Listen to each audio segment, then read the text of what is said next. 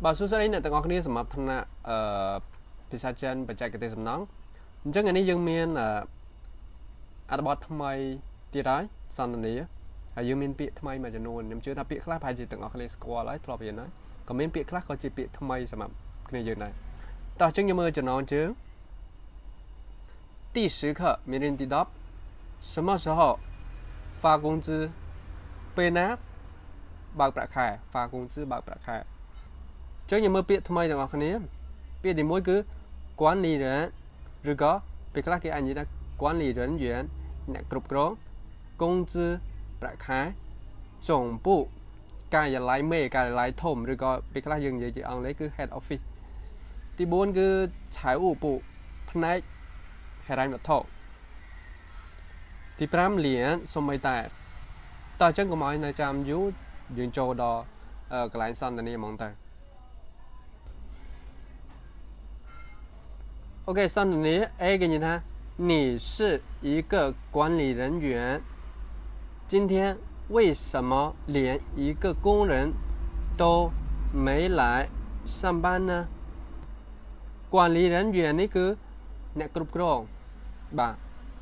ចឹងអ្នកឯងគឺជាអ្នកគ្រប់គ្រងម្នាក់ដែរ 今天ថ្ងៃនេះ为什么ហេតុអី连សូម្បីតែ一个工人សូម្បីតែកម្មករម្នាក់都没来上班ក៏មិនមកធ្វើការដែរចឹង B គាត់និយាយថា今天都9号了ថ្ងៃនេះ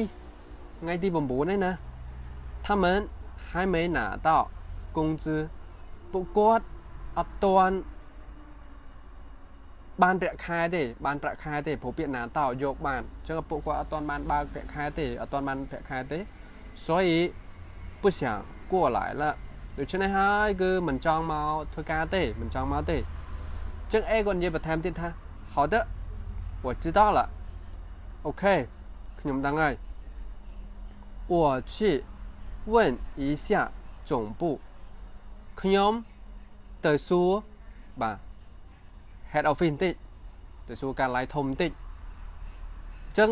បន្ទាប់ពីមកសន្ទុះ B នេះគាត់បានសួរថាចេះ怎么样了没ហើយ总部管理人说什么吗អញ្ចឹង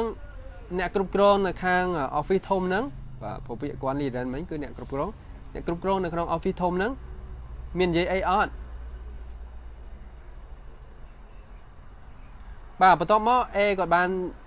ទៅជួបជាមួយខាង office គាត់និយាយថា今天下午财务部会给工人发工资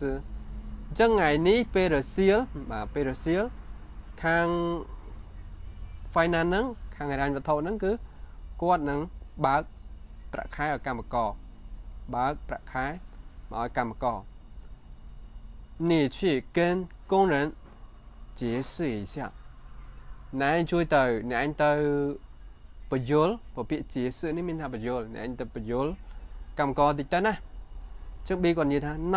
我去跟他们说一声អញ្ចឹងខ្ញុំទៅនិយាយជាមួយពួកគាត់បន្តិចសិនពពាក្យអ៊ីសឹងមួយម៉ាត់បន្តិចអូខេអញ្ចឹងខ្ញុំអានពីលើឲ្យទាំងអស់គ្នាម្ដងទៀតដើម្បីផ្ទៀង 把 A 管理他，你是一个管理人员，今天为什么连一个工人都没来上班呢？那គឺជាអ្នកគ្រប់គ្រងម្នាក់ដែរហេតុអីបានជាថ្ងៃនេះសូម្បីតែកម្មករម្នាក់ក៏មិនមកធ្វើការអញ្ចឹង B គាត់ឆ្លើយថា今天都5号了ថ្ងៃនេះវាជាថ្ងៃទី 9 ហើយណា他们បាទ还没拿到工资ពួកគាត់អត់ទាន់បានប្រាក់ខែទេបាទ 所以不想过来了ដូច្នេះហើយអត់ចង់មកទេបាទចឹង A គាត់និយាយថា好的我知道了បាទ OK ខ្ញុំដឹងហើយ我去问一下总部ខ្ញុំទៅសួរខាង office ធំបន្តិចសិន B គាត់បន្តទៀតថា怎么样了怎么了ឬក៏យើងអាចនិយាយចឹងបានមកហើយ总部管理人员បាទ总部管理人说什么吗បាទ អ្នកគ្រប់គ្រងខាង office ធំហ្នឹងមាននិយាយអីអត់ A គាត់បន្ត今天下午财务部会给工人发工资ចឹងនៅសៀលថ្ងៃនេះខាងហិរញ្ញវត្ថុខាង finance ហ្នឹងគាត់នឹងរៀបចំគាត់នឹងបើកប្រាក់ខែកម្មករហើយ你去跟工人解释一下ណែទៅបញ្យលកម្មករតិចណា B គាត់បន្ថែម那我去跟他们说一声អញ្ចឹងខ្ញុំទៅនិយាយប្រាប់ពួកគាត់បន្តិចសិនអូខេអញ្ចឹងមានថ្ងៃនេះគឺយើងចប់ត្រឹមនេះបើសិនអ្នកនរគ្នាមានចម្ងល់អីអាចសួរនៅក្នុងក្រុមបាន